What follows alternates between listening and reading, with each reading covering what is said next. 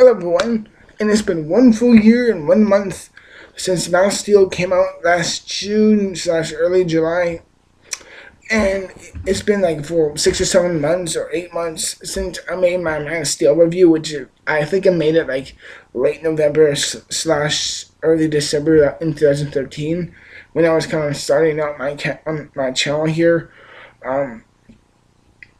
And basically my thoughts in that video has that movie has slightly decreased. Like I now at the time I thought it was decent. Now I just think it's just very slicey. I think it's either very a lot of people say it's either good or bad. I'm actually I think I'm one of those people who are just right in the middle of the case. Who I think there's a lot good and a lot bad. But that's not the main focus of this video. That's just my main focus on this video is the new sequel, Superman v Batman. Not versus, just V, because it's not just a straight up rivalry. We can get a lot more explaining and a lot more backstory towards both characters and why they both meet, starting up and bringing out the new Justice League system for the movie genre of it now, because we now have the Marvel.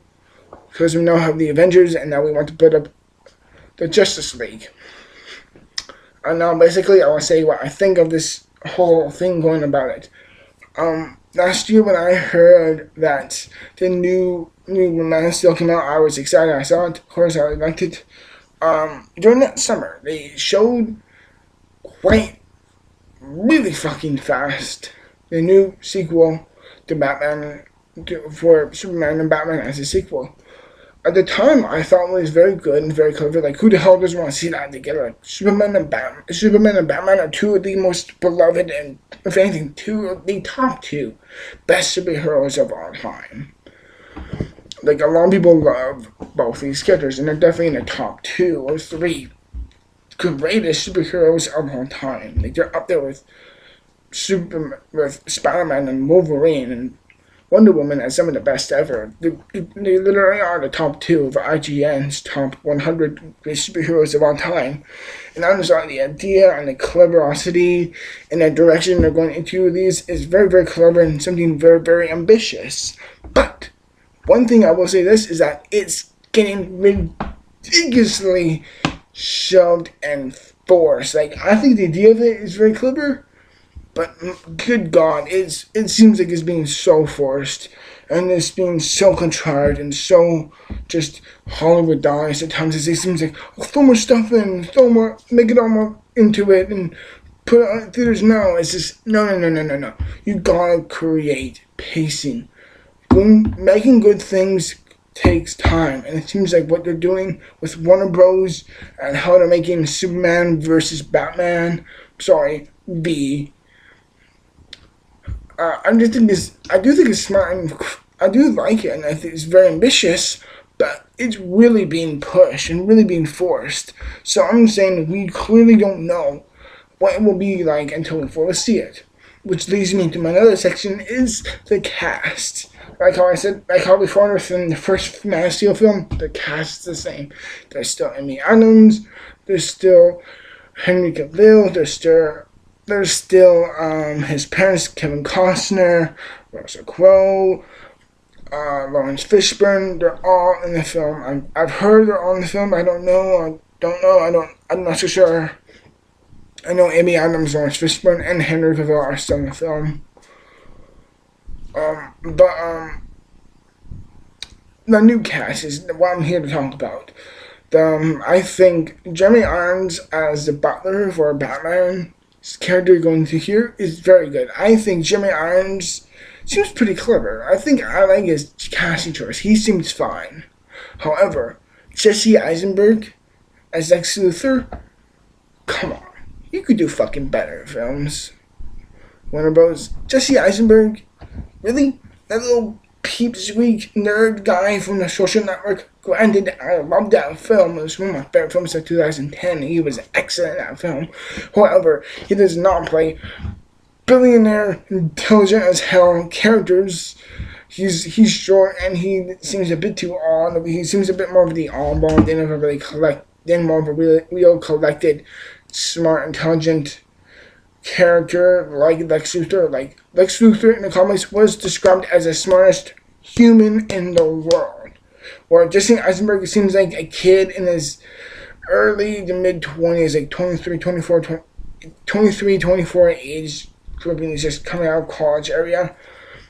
I think he looks a bit too young for the character. I always imagined Lex Luthor as someone who was in the age of probably like middle to late 40s, early 50s age. I always imagined Lex Luthor around that age. And I just think that the casting and the age is way, way off. Well, I would have preferred someone like Bryan Cranston.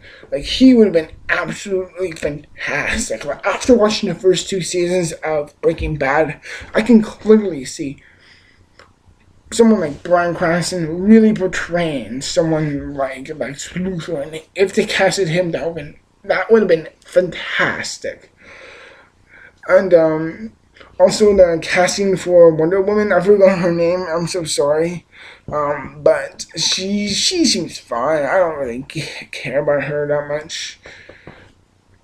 But the real character or the real casting decision a lot of people are split about is Ben Affleck as Batman. Do I love him or hate him? I will say this.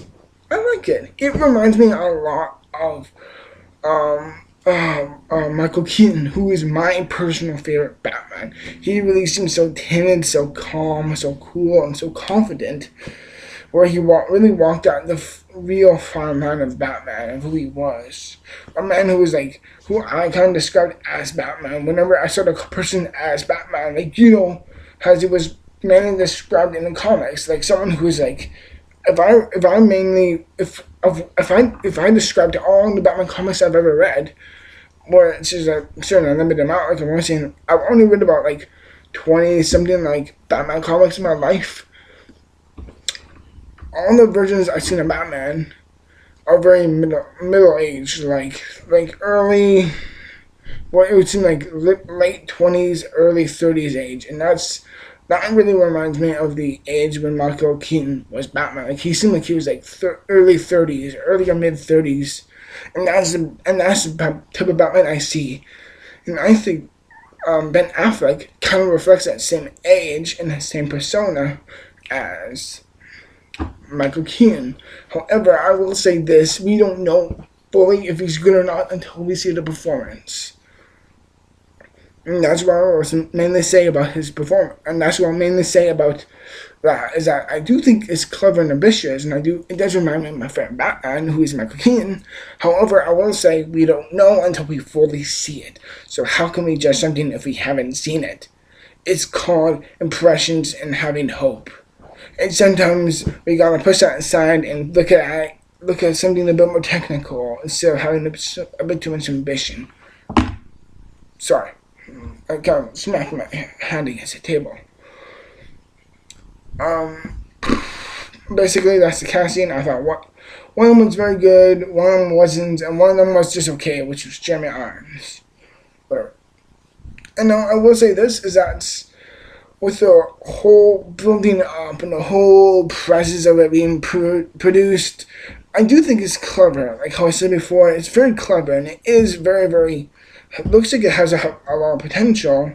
However, we truly can't criticize it until we see it. So I'm just saying straight up, when I think of Batman versus Superman versus Batman, I'm sorry if I fucked that up. My overall feelings for it is kind of split, but in the end, I truly don't know until I see it.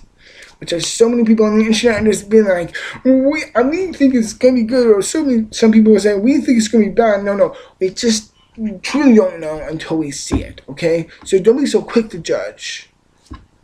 Alright?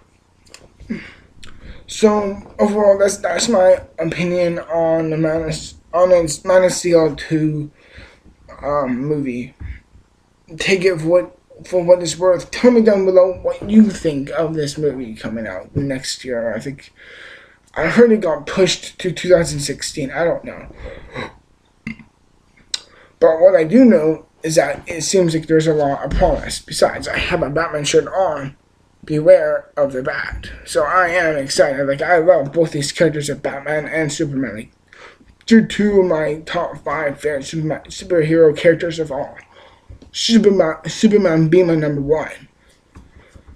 So for me, I'm very amped up, but then again, I truly don't know until I see it. And in the end, that's a certain thing that's put into consideration of all this, and that's called having ambition. And therefore, I have a little bit of ambition to see it, but then again, I'm not so ambitious to see it because it does seem forced. A lot of it does seem very pushed. And due what happened with the first film, I'm afraid it may fall into the main problems I have with that one, or maybe they have learned their mistakes in the first film and they're growing. I don't know. No one on the internet truly knows until it's shown, until it's fully released. And everyone, that is my opinion on the new Superman sequel out. Well, it's going to be out next year, the year after, whatever. And take it for what it's worth. Tell me down below what you think of this movie, or what you think of it so far. Hopefully I will see you. Hopefully I can read your responses soon. And until next video, everyone, take care. And remember, stay strong. Out. See ya.